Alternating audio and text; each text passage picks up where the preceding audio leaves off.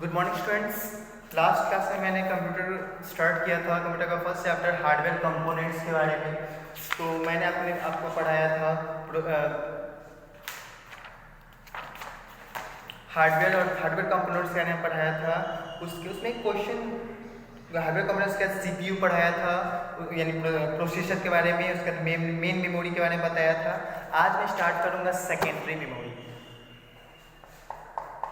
मैंने primary memory बता दिया, रैम एंड रोम, उसके अंदर secondary memory.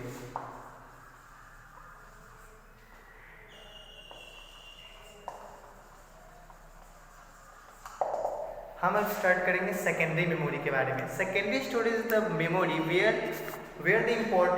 The information is stored permanently. देखिए सेकेंडरी मेमोरी क्या होता है कि ये ऐसा स्टोरेज होता है जहाँ पे हमारा इंफॉर्मेशन है ना परमानेंटली स्टोर हो जाता है। प्राइमरी मेमोरी क्या होता है, टेम्पोरली होता है, जब तक कंप्यूटर ऑन है तब तक ये सेव्ड है ना। और सेकेंडरी मेमोरी में क्या होता है कि जब सेकेंडरी मेमोरी आप कोई चीज़ सेव करते हो तो परमानेंटली सेव हो जाता है। कंप्यूटर ऑफ भी हो जाए तो कोई दिक्कत नहीं, जब भी आप ऑन करोगे तो आप उस फाइल को सर्च करके देख सकते हो। तो वो जो फाइल होता है परमानेंटली, जो फाइल हमारा सेव होता है वो सेकेंडरी मेमोरी में सेव होता है। Hard disk is secondary memory of computer. अब क्या सेकेंडरी मेमोरी कहते हैं कि इसको कौन है सेकेंडरी मेमोरी? तो हमारा सेकेंडरी मेमोरी जो है हार्ड डिस्क।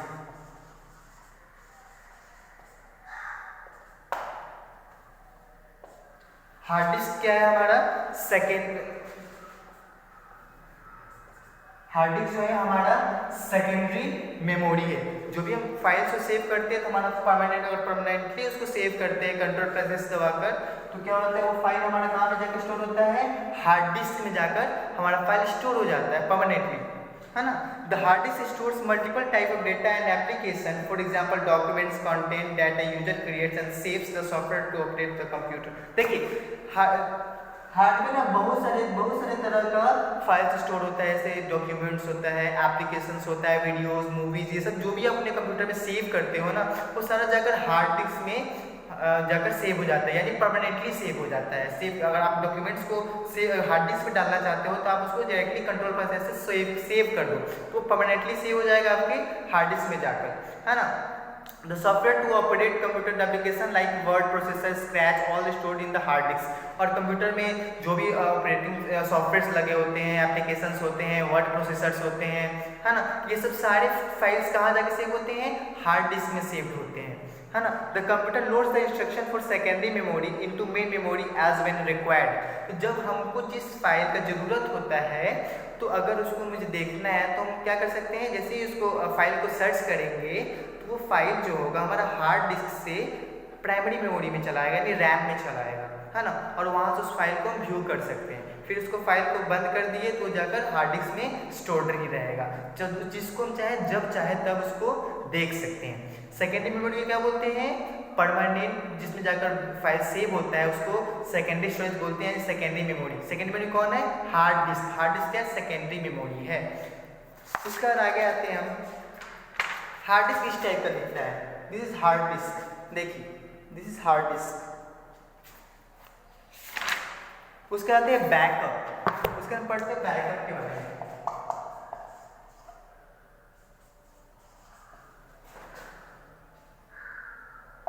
अब आते हैं हम बैकअप। बैकअप क्या होता है, making a copy of data is called backup. जैसे कि हमारा एक फाइल है, मैंने क्या किया, एक डॉक्यूमेंट बनाया अपने, सपोज स्कूल का एक सर्टिफिकेट है, ठीक है, मैंने सर्टिफिकेट क्रिएट किया, सर्टिफिकेट को सेव करके रखा है ना।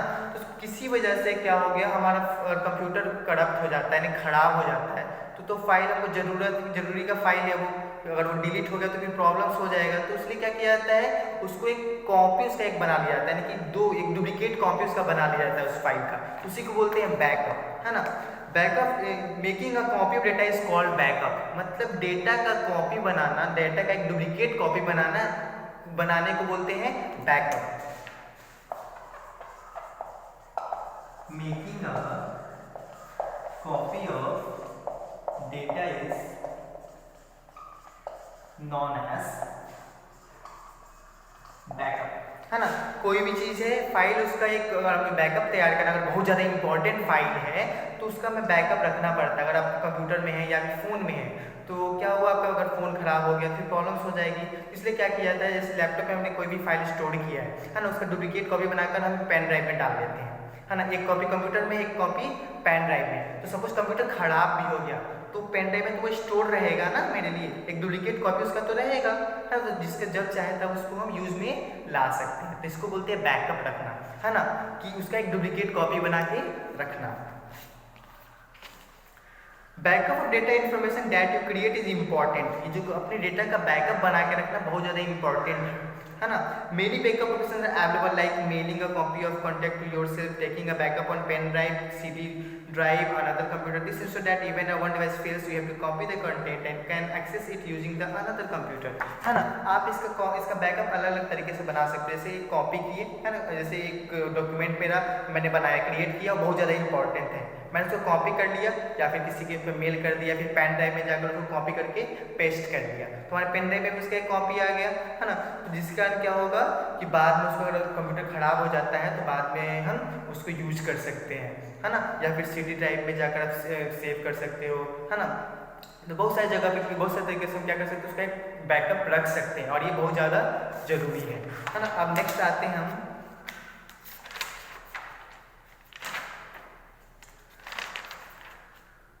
पावर सप्लाई के बारे में। अब कोई चीज़ है, this is not power supply, next is power supply. Power supply क्या होता है, देखिए कोई भी चीज़ को ऑपरेट करने के समय शरीर ही है, ये बॉडी हमारा चल रहा है, काम कर रहा है, बोल रहा है, क्यों? क्योंकि हम खाना जो खाते हैं उस समय एनर्जी मिलती है, उस एनर्जी को यूज़ करके हमारा बॉडी काम कर रहा है। उसी तरह क्या है, किसी भी चीज़ को ऑपरेट होने के लिए एक पावर जरूरत पड़ेगी ना, तो पावर सप्लाई इसको कंप्यूटर को कैसे मिलता है उसके बारे में, उसके क्या उसमें इक्विपमेंट होता है जिससे उसको पावर सप्लाई मिलता है। The computer has a power supply unit called SMPS। SMPS जो है कंप्यूटर का पावर सप्लाई करता है, जो भी उसको जो जितना भी करंट, जितना भी उसको पावर जरूरत होगी वो कहाँ से आएगा, SMPS से, है ना, power supply unit.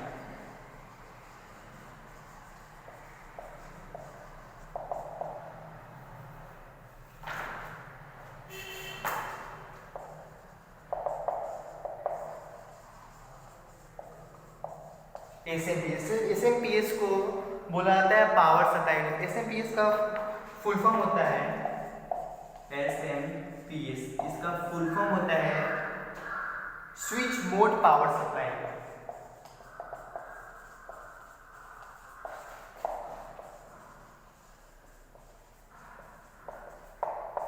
Switch mode power supply, SMPS का फुल फॉर्म है स्विच मोड पावर सप्लाई, है ना।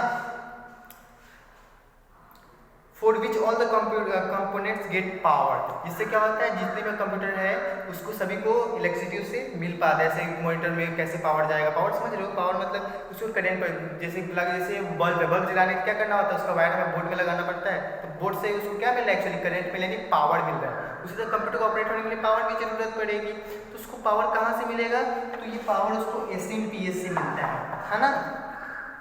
This power unit in the computer converts the power from the wall outlet to type of power needed by the computer, usually DC। देखिए ये क्या करता है, हमारा जो करंट मिलता है, देखिए करंट दो तरह का होता है, तो इसको थोड़ा सा बता दो, करंट का थोड़ा सा आप लोग देख लीजिए।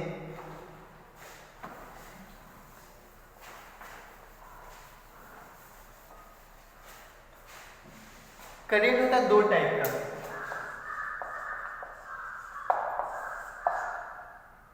एक होता है DC, दूसरा होता है AC। DC means direct current और AC मीन्स अल्टरनेटिंग करंट।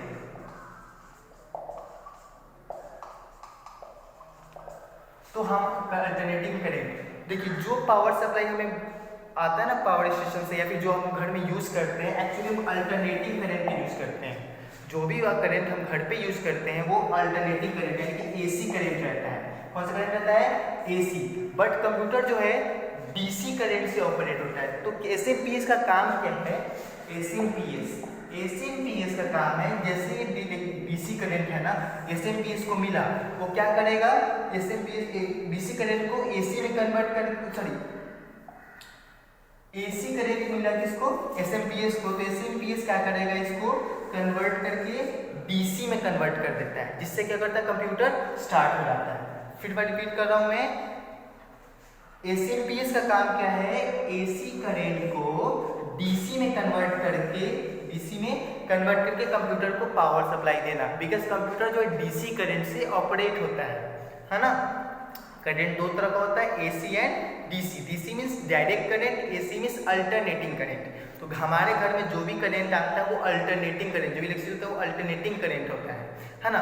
और जो कंप्यूटर ऑपरेट होता है वो डीसी यानी डायरेक्ट करंट। डीसी करंट आप बैटरी डीसी करंट सप्लाई करते हैं, आप लोगों को पहले बता देता हूँ मैं। तो ये क्या हुआ, एसएमपीएस से कोई पूछेगा एसएमपीएस का काम क्या है, तो क्या बोलोगे, एसएमपीएस जो है पावर सप्लाई यूनिट है जो कंप्यूटर को पावर देता है। एक्चुअली इसका काम है एसी करंट को बोर्ड से लेकर वो क्या करता है, कन्वर्ट कर देता है किसमें, डीसी में। और यहाँ से वो किसको दे दिया जाता है, कंप्यूटर को दे देते हैं, जिससे क्या होता है कंप्यूटर ऑपरेट हो जाता है। ठीक है,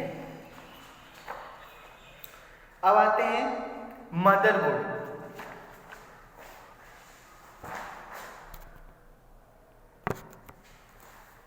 मदरबोर्ड के बारे में कल पढ़ेंगे, तो आज मैंने जितना पढ़ाया है उसको ध्यान से देखिए। अगर इसमें कहीं भी कोई डाउट हो रहा है तो आप मेरे से टेलीग्राम पे उसको मैसेज कर दीजिए, मैं उसका वीडियो अगर होगा तो उसी टाइम आंसर दूंगा, नहीं तो मैं अगले वीडियो में उसको एक्सप्लेन कर दूंगा। और चैप्टर खत्म होने के बाद आपको इसके बारे इसका होमवर्क दे दिया जाएगा, इसलिए इसको बार बार होमवर्क के बारे में मत बोलिएगा।